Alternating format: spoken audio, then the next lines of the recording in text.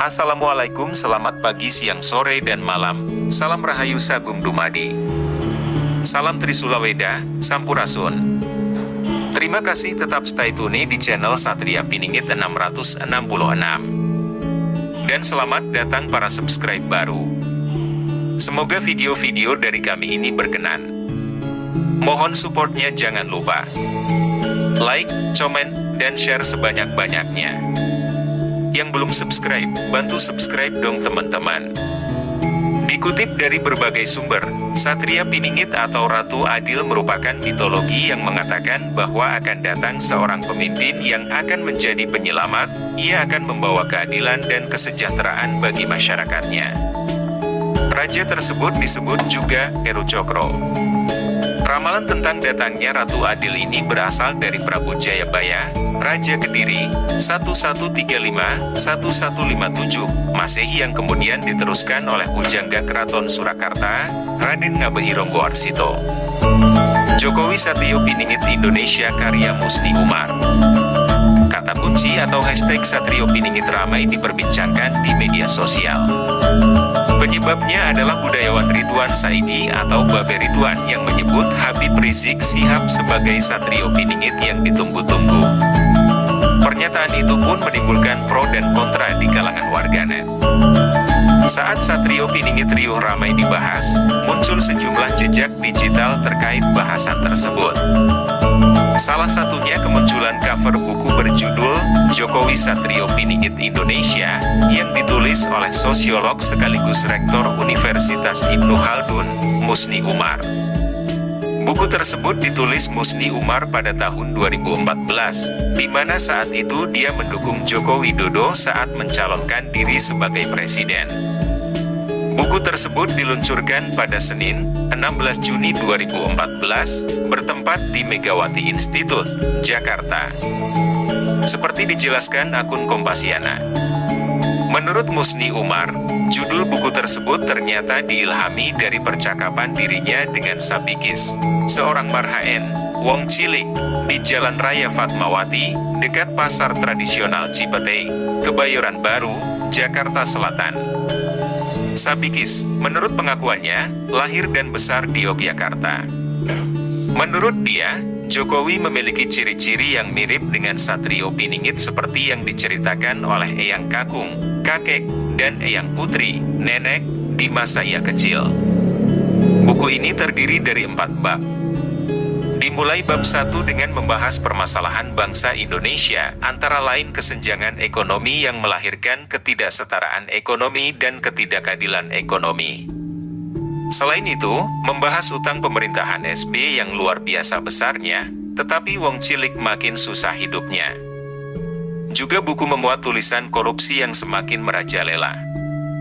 Masalah korupsi ini merupakan persoalan yang amat luar biasa. Sebagai gambaran, jumlah APBN Indonesia sekitar 1.800 triliun rupiah. Menurut Sumitro Jojo Hadikusumo, uang negara yang dikorupsi sekitar 30%, yang berarti sebanyak 540 triliun rupiah.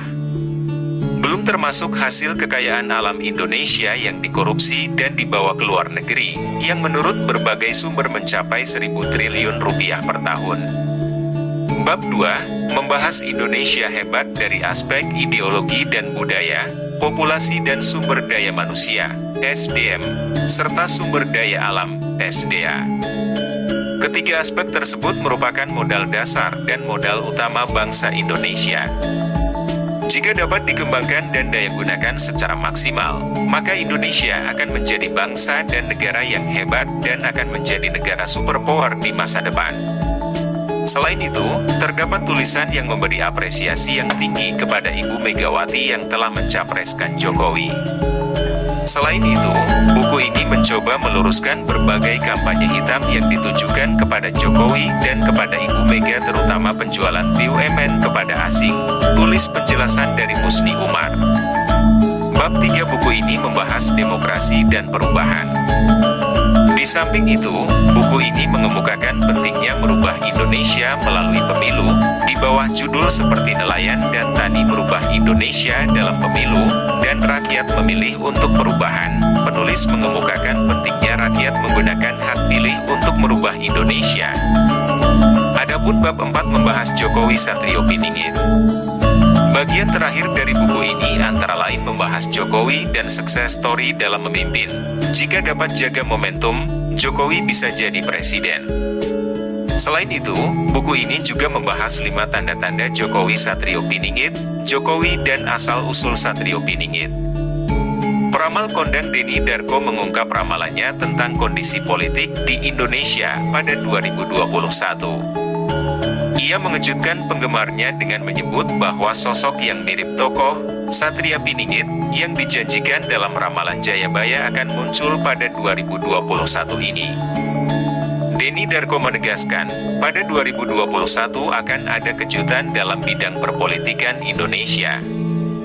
Dikutip dari berbagai sumber, Satrio Piningit atau Ratu Adil merupakan mitologi yang mengatakan bahwa akan datang seorang pemimpin yang akan menjadi penyelamat. Ia akan membawa keadilan dan kesejahteraan bagi masyarakatnya.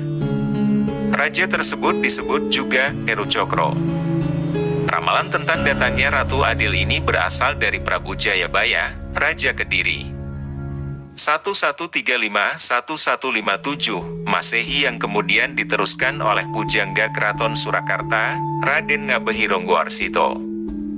Pertanda kedatangan Ratu Adil adalah adanya kemelut sosial, malapetaka alam, serta jatuhnya raja besar yang ditakuti.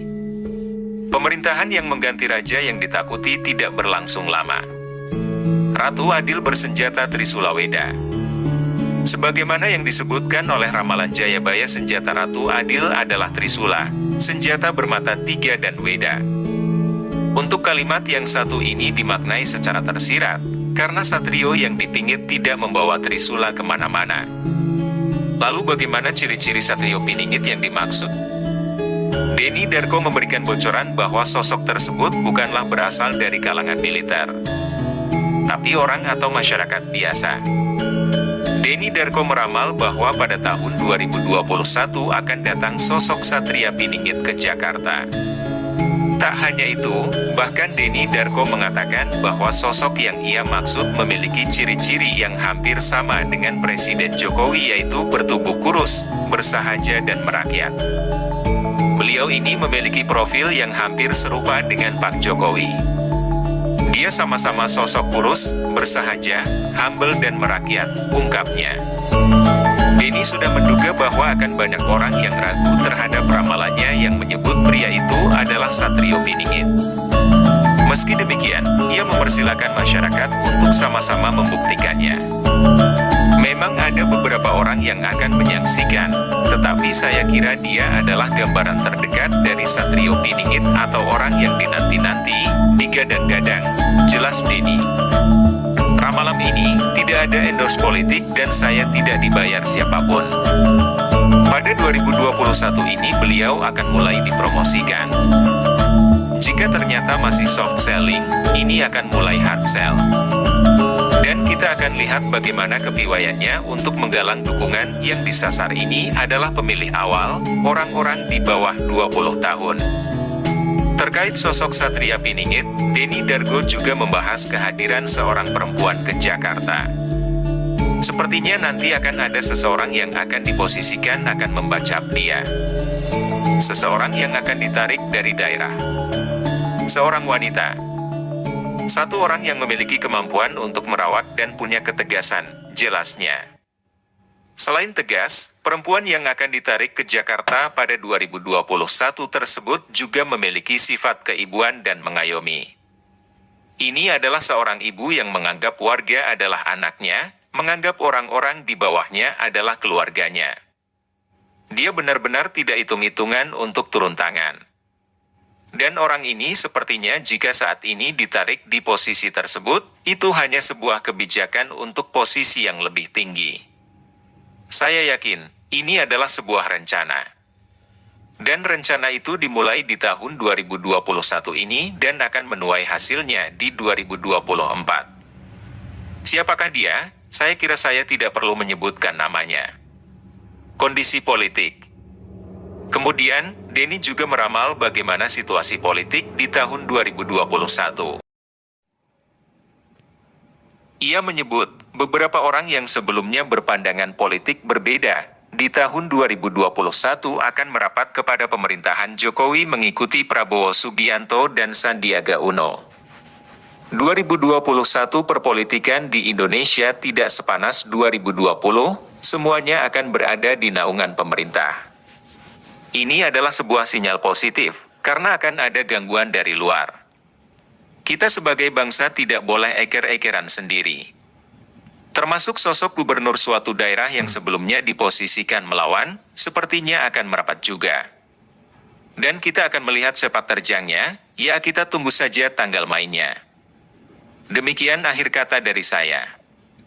Saya ucapkan beribu-ribu terima kasih atas support teman-teman semuanya di channel kami Satria Piningit 666.